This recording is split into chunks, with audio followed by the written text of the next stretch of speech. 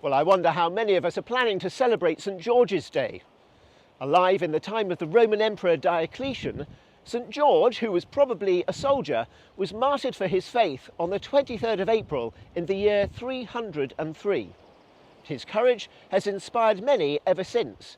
His bravery is commemorated by the George Cross, awarded for acts of valour. St. George became the patron saint of England after Richard the Lionheart adopted him as his personal patron during the Crusades.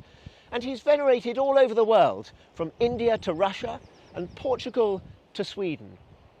When setting sail 400 years ago, the Mayflower flew the flag of St. George, and he's still remembered in America this month. According to legend, it was St. George who, having made the sign of the cross, slayed the dragon whose venom was poisoning the countryside. It's a story that resonates well with our current situation in which COVID-19 threatens our daily existence. And while the lockdown means that churches today can't hold their patronal services in his memory, St. George's example encourages us to take comfort from our faith. In Joshua 1 verse 9, Joshua is told by God to be strong and courageous. Do not be afraid. Do not be discouraged, for the Lord your God will be with you wherever you go.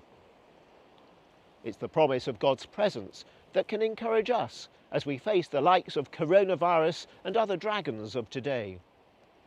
And so, even though our buildings might be closed, the global popularity of St. George reminds us that we're part of a wider community, the Church Universal, that's bound together by a shared faith in God, who promises to be with us wherever we go.